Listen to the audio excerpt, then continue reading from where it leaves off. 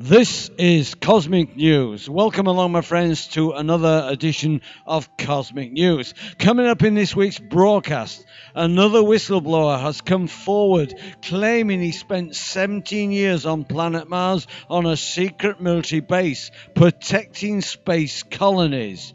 Plus, a warning goes out that Planet X Nibiru is closing in on Earth, and startling explanation of global events as Nibiru is set to fly by Earth with the Anunnaki activating ancient Stargates. Okay, into this week's news. This first report originates from beforeitsnews.com and Exo News. Title: Whistleblower claims he spent 17 years on Mars at a secret military base protecting civilian space colonies, secret space station on Mars. A new whistleblower has come forward to claim that he spent 17 years on Mars serving at a secret military base whose main mission was to protect 5 civilian space colonies, secret space station on Mars. Captain K said that the Mars Defense Force recruits personnel from different military services. He claims that he was recruited from a covert branch of the US Marine Corps called Special Section. Captain K is currently seeking documents to verify his incredible experiences, and for now offers his testimony as evidence of a breakaway human civilization based on Mars. His testimony is consistent with the claims of other whistleblowers who have previously come forward to reveal secret events on Mars. Captain K's testimony reveals that the main human colony on Mars is called Ares Prime, which is located inside a crater. Ares Prime serves as the headquarters for the Mars Colony Corporation. According to Captain K, the air is breathable on the surface of Mars and the temperature could be warm at times. He claims that there are 2 indigenous species on Mars, both of which are highly intelligent. One of these was a reptilian species that were very aggressive in defending its territory. The other was an insectoid species that was equally capable of protecting its territory. He said that indigenous Martians are not particularly interested in expanding their territory, only maintaining it. Captain K said that as long as the Mars Defense Force and Mars Colony Corporation did not encroach on the territory of the indigenous Martians, there would be stable relations. After serving 17 years of a 20-year tour of duty, events changed dramatically when virtually all combat personnel from the Mars Defense Force were asked to retrieve an extraterrestrial artifact from a cave sacred to the indigenous reptilians. Captain K described how over 1,000 men and women were killed in a subsequent battle, and only 28 of his colleagues, including himself, survived. This following report originates from bibliothecappliedis.net, and this report is as important today as it was when it was written a few years ago. I believe the timelines for Nibiru's return of 2003 and 2012 were deliberately misleading timelines and disinformation put out by the controlling elite. But be warned, we are approaching the real timeline for this coming event. Titled, Is There a Disturbing Hidden Agenda in Global Events? By Len Caston from Atlantis Rising, number 41. An Australian researcher offers the startling explanation for world events. Imagine this scenario. The US government obtains intelligence that hidden somewhere in central Iraq is an actual Stargate placed there by the Anunnaki gods of ancient Sumeria. This is a device that employs time travel technology and permits individuals and equipment to pass into another dimension outside of the space-time continuum. Once there, it is possible to travel across the galaxy or into another galaxy instantaneously and then pop back into space-time on another planet. Consider further that the government also learned that Nibiru, the 12th planet, is due to make its return passage through our solar system on its 3,600-year orbit. In this scenario, when Nibiru is closest to Earth, the Anunnaki, the ancient huge humanoid gods of Sumeria who built the Stargate, would, it seems likely, take the opportunity to travel to Earth through that same Stargate and will set up their encampment in Iraq by default. This will have the effect of propping up the current regime. US government leaders know that such an eventuality must be prevented at all costs, so they decide that with the help of extraterrestrial allies, they must invade Iraq and close the Stargate. The Russians, Germans and French, however, having been intimately involved in Iraq's archaeology, know what they're up to and prefer that the Stargate remains open, thus preventing American domination of the world. With time running out, President Bush invades Iraq. American scientists raid the museum and close the Stargate, thus frustrating the grandiose ambition of self-styled reincarnation of Nebuchadnezzar, Saddam Hussein, and making the world safe for the New World Order. Is this the sequel to the movie Stargate? Is it a new episode of the TV series? Is it a new Star Trek movie? No, it is none of these. According to Dr. Michael Salla, it is probably exactly what actually happened. Such a fantastic theory would not be expected from someone whose entire career has been spent in academia, pursuing rather conventional political and diplomatic studies. Dr. Salla, an Australian national, obtained his MA in philosophy from the University of Melbourne and then his doctorate in government from the University of Queensland in 1993. After spending 2 years as an associate at the Centre for Middle Eastern and Central Asia Studies in Australia, he joined the faculty of the Department of Political Science at Australian National University in Canberra as a lecturer. In 1996, he came to the US and gained an academic appointment at the School of International Service at American University in Washington, D.C., where he remained until 2001. He is currently researching methods of transformational peace as a researcher in residence in the Center for Global Peace at American University. The missing factor, Dr. Salas's Iraq Stargate theory, is expounded in a paper written for publication. Several other research papers by him exhibiting what seems to be first-rate scholarship and elaborating on his intriguing views about world events can also be found here. Salla is among those who think that the extraterrestrial presence should be a major factor in all political decisions and actions. Like the proverbial elephant in the room, the alien factor, he believes, is just too big to be ignored, and therefore it seems highly unlikely to him that it is being ignored.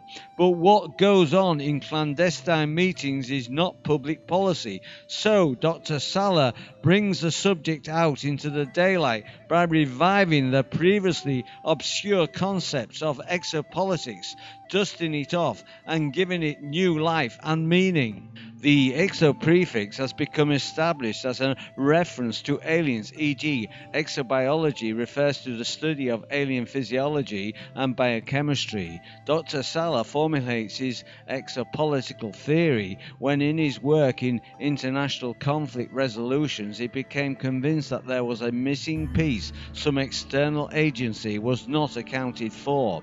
When he factors in the ET influence, it all came together. In a 10,000-word research paper titled The Need for Exopolitics, Implications of Extraterrestrial Conspiracy Theory for Policy Makers and Global Peace, Dr. Salla says the exopolitics can be defined as the policy debate over the choices of governments and populations need to make in formulating and implementing legislative and policy responses to the presence of ETs in human affairs. He claims that exopolitics is actually already already being practiced in secrecy by the major world governments. In this paper, though, Dr. Salas gives good examples of how public exopolitics should be conducted, as our governments should be doing. He reviews all the sources of evidence of the ET presence to date, and then uses this reported information to try to comprehend the nature of alien intentions. He does this by identifying 4 possible perspectives and evaluating the strength of the evidence for each category. According to the intruder perspective, the aliens are here for their own purposes, and their abduction and hybrid program activities are intrusive and callous to humans concerned. Although they pose no direct military threat, this attitude would tend to justify defense concerns and the development of weapons with which to confront them. Taking the manipulative perspective, a case can be built that the aliens have been manipulating humans covertly since we first appeared here. There is evidence that this has been conducted through their human proxies via secret societies and support of a human-controlling elite class. From the helper perspective, it appears that the aliens are here to help us to grow in consciousness and solve our problems. Much evidence supports the view that the ETs play an important role in encouraging humanity to achieve peaceful resolutions of international conflict and in preventing nuclear proliferation and the use of other destructive weapons. And finally, there is the Watcher perspective. According to this view, the aliens are agents of a larger galactic organization and are here to observe a great experiment that may help other planetary societies if we resolve it correctly. These aliens are all powerful, and although non-interventionists are ready to step in if absolutely necessary. Of these 4 possibilities, he claims that the strongest evidence supports the intruder and helper perspective, and therefore government policy should actively address both of these. Dr. Sala makes 5 recommendations. First, we must create the field of exopolitics so that schools and colleges may prepare diplomats for dealing with extraterrestrial presence and also the ETs themselves. This would require highly specialized training. Second, and perhaps most important, he argues for the pressing need for immediate disclosure so that exopolitical leaders can bring the best academic minds all over the world into the problem-solving matrix rather than just those now secretly employed by the government. He says this would lead to a more representative decision-making process in contrast to what the evidence suggests is a restricted decision-making process on the ET presence run by a small number of government officials appointed in a manner which raises serious concerns over their accountability, constitutional status and lack of congressional oversight. It may be true that the military-industrial complex has effective ways of identifying and utilizing brilliant and talented individuals, as in A Beautiful Mind, and furthermore, Dr. Sala claims that they have brain enhancement technology which can raise an IQ by as much as 50 points. But there are obvious disadvantages to operating in a climate of secrecy, fear and intimidation, and we are all being shortchanged by this policy. Dr. Salas's position is that only a free and open discussion can elicit the responses appropriate to the incredible complex problem and fabulous opportunities presented by the existence of several alien races on the planet, displaying powers and technology that are thousands of years ahead of us. He believes that waiting for official disclosure will cause us to lose valuable initiatives and opportunities for change and could actually be disastrous. Third, the government must reveal exactly what weaponry and defense measures they have developed for dealing with the alien menace. The military should not be permitted to expand considerable national resources in this effort without congressional and public oversight. Fourth, the government should reveal whatever new technologies they have developed by reverse engineering alien craft and the discovery of new energy sources based on extraterrestrial information. It is strongly suspected that we already have anti-gravity spaceships capable of interstellar flight. time and or interdimensional travel capabilities, free energy devices that would free us from fossil fuel dependency, and other advances that could eradicate sickness and poverty all over the globe. Clearly, it is presumptuous and immoral for a small group of individuals to keep these things under wraps while there is so much misery on the planet. And finally, there must be a concerted effort to develop effective congressional and public oversight of these clandestine activities. As Salas sees it, most observers around the world were upset when the US, as some see it, created its own case for the invasion of Iraq and went ahead without obtaining what they believe was an adequate world consensus, moreover with active opposition from some of our traditional allies. Citing evidence for hidden weapons of mass destruction as a casus belli and rejecting the failure of UN inspectors to have found such weapons, the US-led coalition quickly overran the Iraqi defences. To Salas, it seems the operation must be aimed at beating some sort of an urgent deadline. If this was all about oil, why the urgency? Dr. Salah is convinced that the pressing need to invade Iraq was based on clandestine exopolitical analysis and decision. He believes that the US, Russia, Germany and France have been aware that the Anunnaki left behind some very high-tech apparatus and possibly weaponry when they abandoned the Earth around 1700 BC, and that Saddam Hussein had been getting assistance from Russia, German and French archaeological teams for years in an attempt to unravel and perhaps reverse engineer this apparatus, which Salah claims is probably far in advance of any technology we may have obtained from the Greys from Zeta Reticula, who he believes to be our friends. If a European-Iraqi alliance were able to back-engineer this technology and or strike up an alliance with the Anunnaki when they return, Salah thinks then whatever military advantage the US has had with its technology, even including anti-gravity craft, would probably disappear and we would quickly become a second-rate power. Basically, Salah is claiming that all political decisions are now exopolitical decisions, which must be hidden from the public to prevent the possibility of overthrowing the secret ruling elite. Salah believes that a covert, intense struggle is being played out behind the scenes against the backdrop of the ET presence. Earthly political powers are maneuvering for alliances with superior ET races to gain world domination. The Stargates as Uruk. Salah's opinion that the technology buried beneath the desert sands of Iraq is an actual Stargate has been heavily influenced by the writings of William Henry. Zachariah Sitchin never entertained the notion that the Anunnaki could have set foot on Earth through an interdimensional portal, although he came very close to that idea in Stairway to Heaven. A primitive version of that concept has been floating around the sci-fi world since the advent of Star Trek in the 60s. Captain Kirk and friends could be beamed down to any planet by dematerialization and rematerialization process. Sitchin believes that the Sumerian tablets showed the existence of space ports at various places in the Middle East, from where the Anunnaki travel back and forth to Nibiru in rocket ships.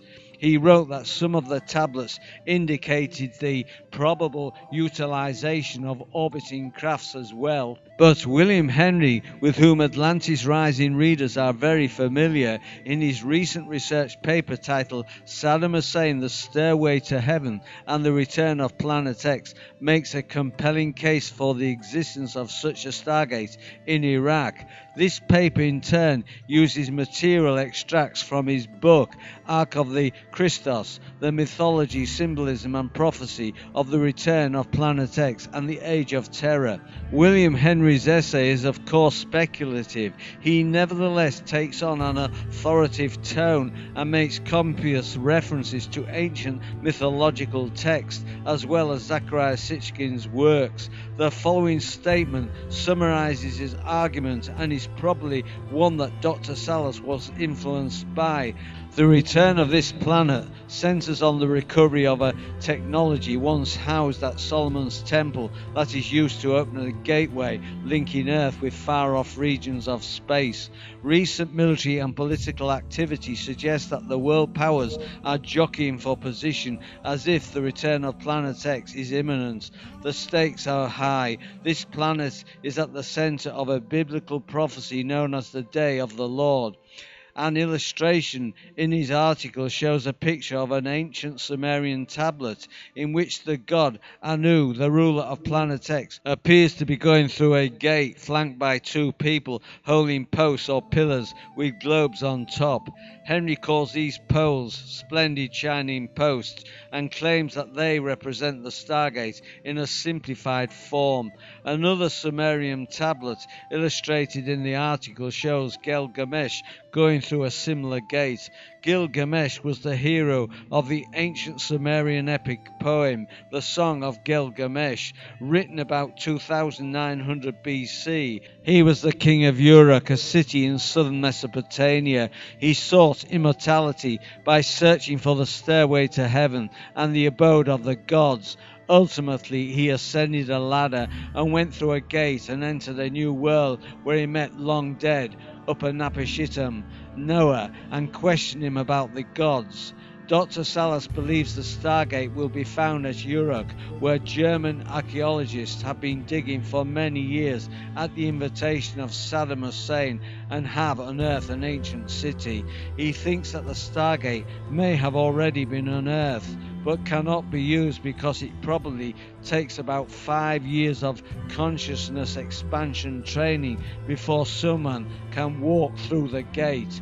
To view the full transcript, go to my website endtimes23.com, where I've posted a link. You can find the live link to my website near the end of this video. And finally, June the 8th, 2014, a warning has been issued by Marshall Masters of Yowsa.com that Nibiru is nearing, as monitoring of the Nibiru system from surveillance cameras in Costa Rica since 2010 give complete proof Nibiru is increasing in size as it closes in on Earth. To view Marshall Masters' warning video titled Planet X 101 Proof of Nibiru, go to my website endtimes23.com, where I've posted the link. You can find a live link to my website near the end of this video. Okay, my friends, you're all invited to join this channel by subscribing to End Times 23, which is a totally free subscription service. You're also invited to add me as a friend on Facebook and follow me on Twitter. If you'd like to drop me a line on my blog, by all means do so, or if you'd like to join one of my circles in Google+, the links are under this video. All this week's news links can be found on my website, endtimes23.com. There's a live link near the end of this video.